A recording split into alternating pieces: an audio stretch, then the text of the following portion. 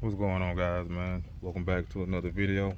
uh, Today I was pretty much working on installing the parts I told you guys I was waiting on. My intake, my charge pipes, I finally got everything back. The intake was pretty easy. Charge pipe was pretty easy as well. I think it's a cold pipe. That's the only one that was giving me problems, the one that was going to the actual throttle body. The adapter wouldn't go on for some reason. I think it was because of the metal to metal. It was just so tight that it wouldn't slide in. So I had to go get some all-purpose grease from AutoZone and grease it up real good, and that actually helped it slide on. And then the rest of the installation was pretty simple, but everything is already on. My videos were kind of getting messed up as I was recording because it started raining and my phone was overheating because it's so hot out here and all this stuff. So I'm gonna just give you guys a walkthrough of what you'll have to do if you do decide to buy both of these. And it's pretty self-explanatory. Like I said, if you did anything under your hood, you should already know. So you see, I got the AFE guy, the Ninja on the strut bars. This is the actual AFE open box intake. You see, I got it done in red reflective carbon from one of my guys out here in Clearwater, Zeus 3D. He's on Instagram as well. You can hit him up if you need anything done. So the usual, the factory box has 3 bolts, 1, 2, and then I think it's another one that's down here. We'll take those 3 out. Of course, pull the box out, take the intake loose, take out all these hoses, take out that hose. If you don't have a blow-off valve, you'll have a hose here as well. Right now, you see I got it capped off. You'll just remove that hose. Then it'll be a clamp right here. I think it might be a C-clip, I'm not sure. And you'll just have to pull that off, and the whole intake will just slide out. Then you'll be down to the OEM charge pipe. Yours don't look like mine. This is the AFE one. See, I got that one done as well. Pretty much will have the same C-clip. As you can see, just like that, you pretty much pull those bolts to the opposite sides and it'll slide right out. Same as down here on the intercooler. It'll have that clip, pull them to both sides, and that'll slide right out. Then all you have to do is put the supply O-ring inside of the new charge pipe, and that one just slides on.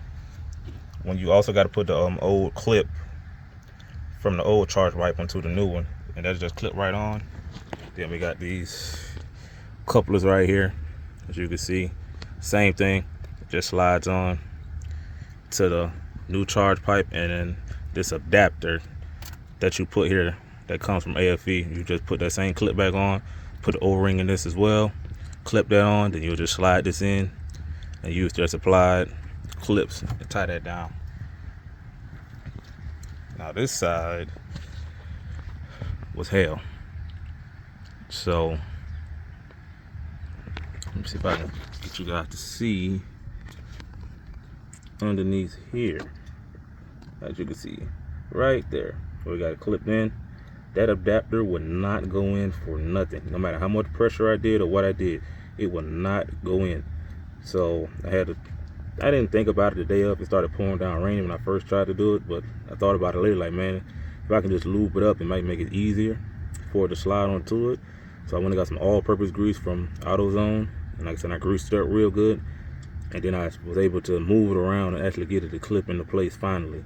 We were supposed to have this silicone coupler on it when we actually clip it into place so it'd be easier, but I had to take it off to make sure I put enough force to actually get that on. Then I just slid this on, make sure it was on all around sides, and then I went ahead and tied down that clamp. Then we got to the actual pipe. You will also have to grease up the ends of these pipes because it is very tight at the end of these silicone couplers. It will not go in. So once I greased it up, it slid in a lot easier. Like, just push it in as much as you can to get it over that lip.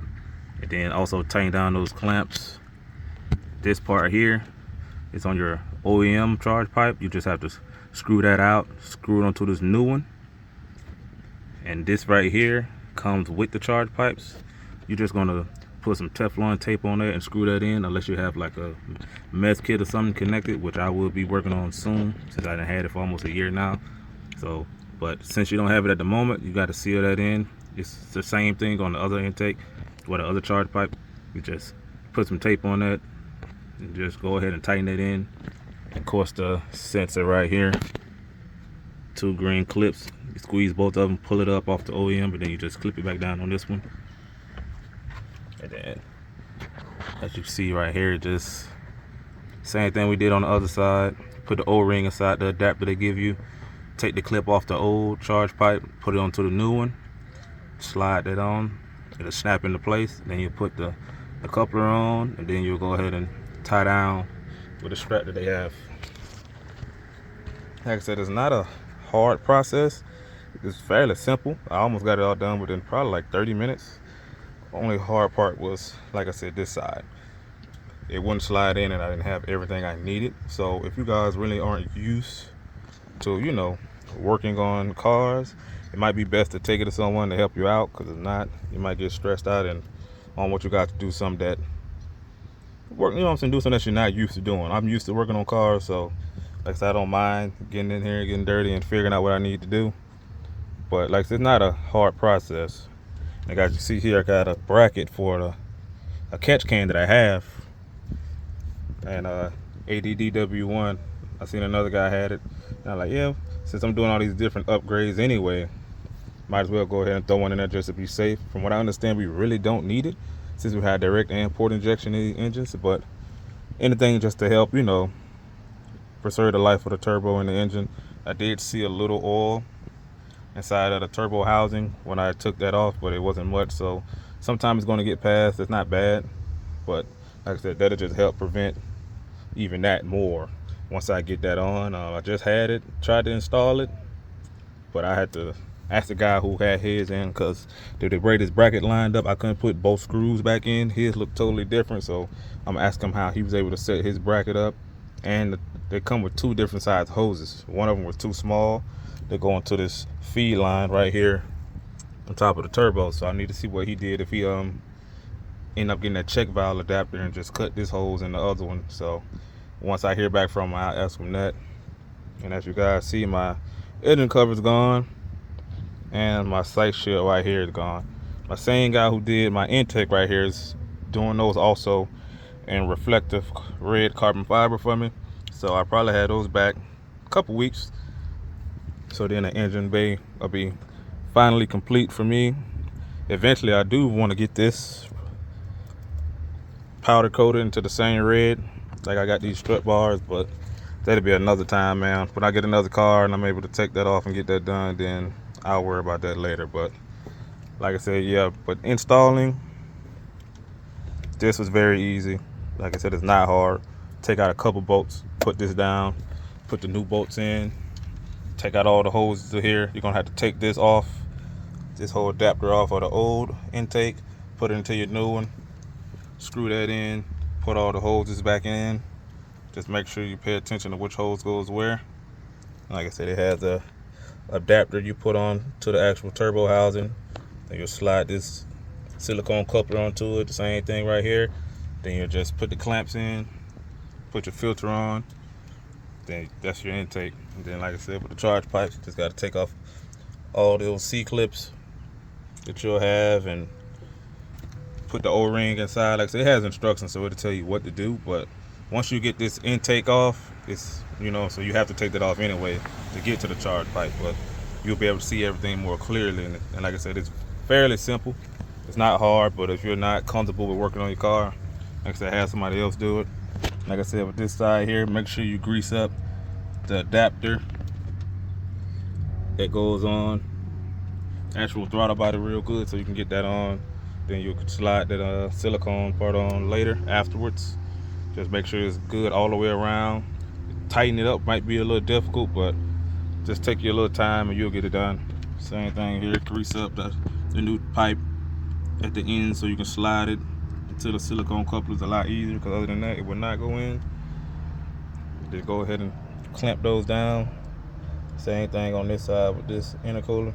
Just clamp it on down, and you'll be good to go, man. So Happy I finally got my stuff back. Make sure you keep your old charge pipes just in case anything, you know, goes wrong. You need to take them to the dealership. You don't want them to try to void your warranty or anything like that because you got some custom work done. Me and my dealership, we got a pretty good relationship with each other, but just to be on the safe side, I got all the old charge pipes, the intake and everything there. Like I said, just to keep up with it. But yeah, like I said, it's a simple install. And you guys, you know, you guys can always feel free to hit me up on here. Instagram, it's the exact same thing, man. And if you got any questions, like I said, even on Instagram, a lot of guys call me on there, video call me when they're working on it. I'm willing to help whenever, man. So, like I said, thanks for watching the video. Like I said, I hope you guys the new look. It'll be complete soon. But so far, you know, it's looking pretty good. Once I get the shield and the cover back, everything will look, you know, perfect in my eyes. Everything will finally be complete. I'm probably gonna get those done and reflective as well, just to finish off the engine bay.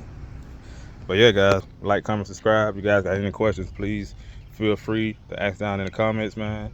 And I guess I'll catch you guys on the next one, probably when I'm getting the mess kit installed. So, all right, guys, have a good day.